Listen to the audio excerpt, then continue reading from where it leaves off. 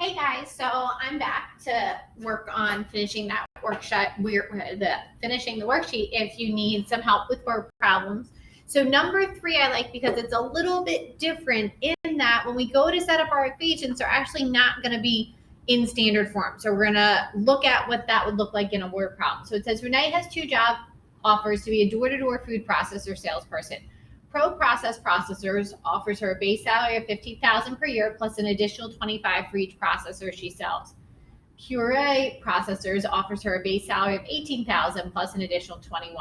Determine the number of food processors, so that's what I'm looking for. Renee would have to sell for both companies to pay her the same amount. So we know that we don't know how many food processors she needs to sell. So number of food processors.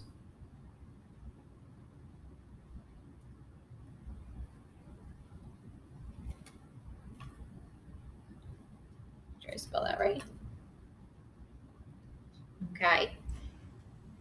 We also don't know how much she's getting paid. We just know that we want to find out when it's the same. So Y is going to be the amount she is paid, money she is paid. So we don't have 2 totals in this problem. And that's kind of a nice hint and indication that we're going to write our equations in slope-intercept form. She has 2 different companies that she's trying to decide between. The Pro Process Processors, so we're just going to call that PPP, right? They're offering her a base salary, so she makes $15,000 and then $25 for each processor she sells. So we're going to say the money she makes, Y equals $15,000. Base salary has nothing to do with how many processors she sells. But then on top of that, she makes $25 for each processor she sells. So that's her first job offer. At Puree Processors, so that's just PP, okay, she's going to get paid a base salary of $18,000, but she's only going to make $21 per food processor, so plus 21x. Because both of these equations are in slope-intercept form and we want to know when she makes the same amount, guess what we're going to do? We're just going to set them equal to each other. So we're going to take 15,000 plus 25x and set it equal to 18,000 plus 21x. I don't know if I said 21 or 25x last time. So this side has the 25, this one has the 21. So this time my x's are on opposite sides of the equal sign. So I have to get them together. So I'm going to subtract 21x from both sides because they're not on the same side. So I can't combine like terms. 15,000 plus 4x is equal to 18,000. Get my numbers on the opposite side. 4x is equal to 18,000 minus 15,000 is 3,000. Divide both sides by 4. And x is equal to 3,000 divided by 4, 750. Okay, so in order for her to make the same amount, no matter which job she takes, she would have to sell 750 food processors.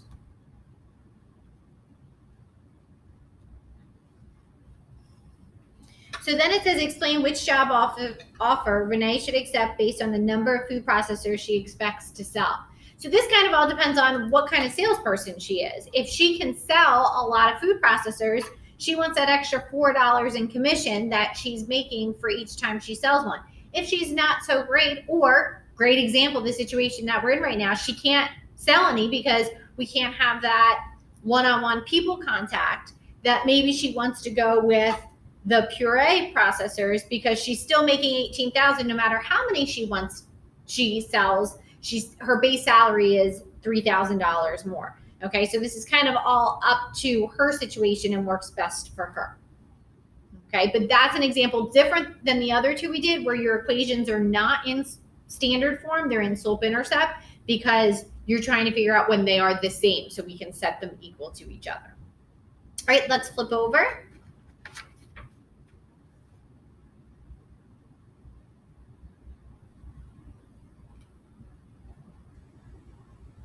So another one similar to like one of the ones on the assignment says Nancy and Warren are making large pots of chicken noodle soup. Nancy opens 4 large cans and 6 small cans of soup and pours them into her pot. Her pot contains 150 ounces of soup. Warren opens 3 large cans and 5 small cans of soup. His pot contains 91 ounces of soup. How many ounces of soup does each large can and each small can contain? So this is what we're trying to figure out. It's 2 different things because you have large cans and small cans. So we're going to make X ounces in, what do they say first? Large can. Y ounces in small can. Okay, we know how many cans they use. We don't know how much is in each can, how many ounces. So I'm going to look to see, do I have totals or am I going to have slope-intercept form equations? So if I look, I have 2 totals. Nancy's pot is 115 ounces, where Warren's is 91 ounces. So I'm going to have 2 equations in standard form. So 115 is Nancy, and then 91 is Warren. Okay, so I look and find Nancy's sentence. Nancy opens 4 large cans, 4x, plus 6 small cans, 6y, for a total of her 115 ounces, where Warren opens 3 large cans and 5 small cans to get his 91. So my equations are both in standard form. And I look at my coefficients and I realize I'm going to have to multiply both equations again because I can't multiply 3 by anything to make it look like 4, and I can't multiply 5 by anything to make it look like 6. So last time, I believe I eliminated the x's. So let's eliminate the y's here. So I want to make 6y and 5y look the same but different signs.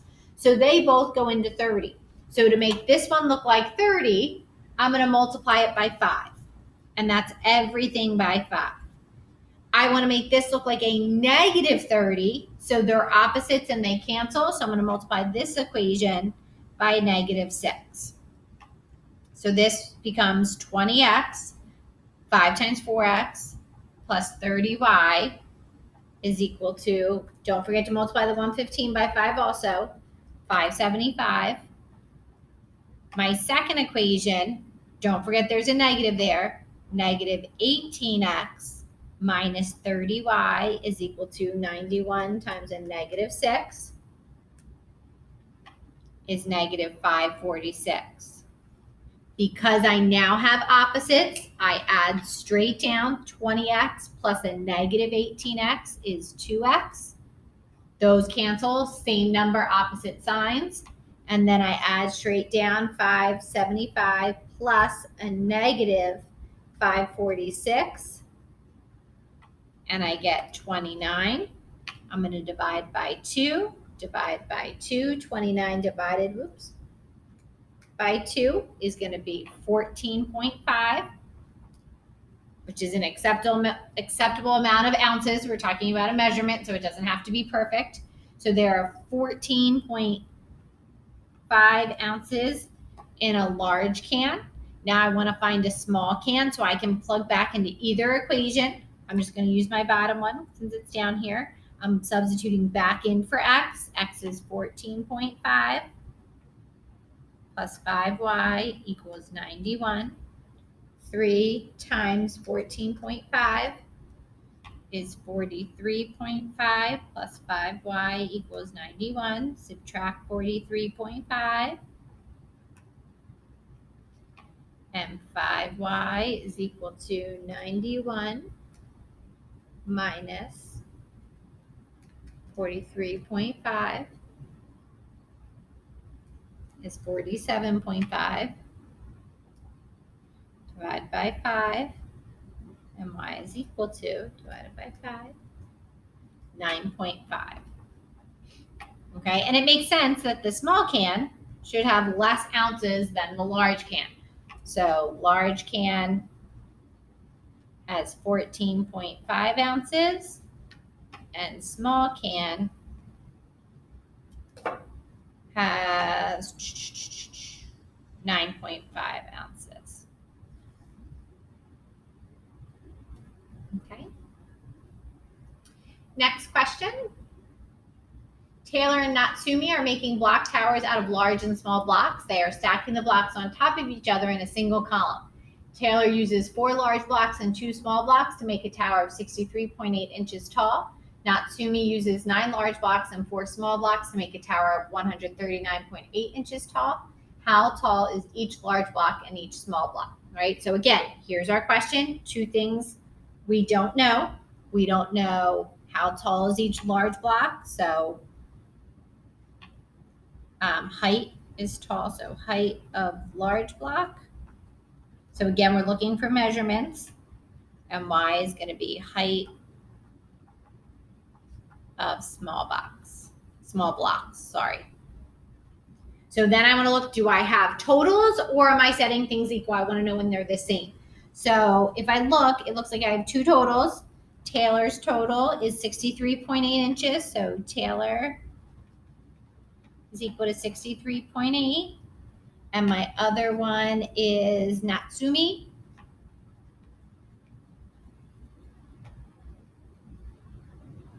That tower is 139.8. Okay, so let's write our equations. They're going to be in standard form because I have my 2 totals. Taylor's tower uses 4 large and 2 small to make a tower of 63.8. Natsumi uses 9 large and 4 small to make a tower of 139.8. Okay, so now I look at my 2 equations and I realize this time I actually only have to multiply 1 equation because 2 goes into 4. So I can make this look like a -4 and it will cancel. So I don't even have to touch this bottom equation. It's going to stay exactly how it is.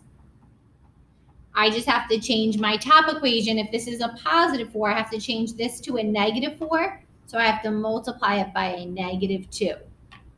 -8x minus 4y is equal to 63.8 times -2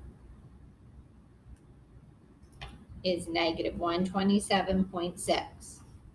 Okay, and I'm using my calculator, for all these calculations. All right, so then we're going to cancel. -8x plus 9x is 1x, and then -127.6 plus 139.8 is 12.2. I divide by 1. I'm dealing with measurement, so it's okay that it's not a whole number. 12.2 inches is the height of a large block. I substitute back in to find the height of a small block. I keep saying box. 4 times 12.2 plus 2y equals 63.8. So 4 times 12.2 is 48.8.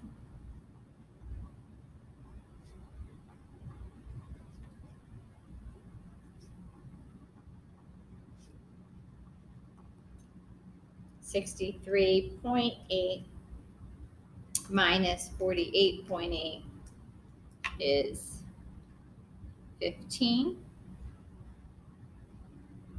Okay, then divide by 2. And y is equal to 7.5. Again, making sure the small block is less than the large block, so 7.5. And we're talking in inches, so we want to put our units. So large is 12.2 inches. Small is 7.5. Okay, I think we've done enough word problem for today, so I will stop there. You are welcome to do the last one on your own if you would like.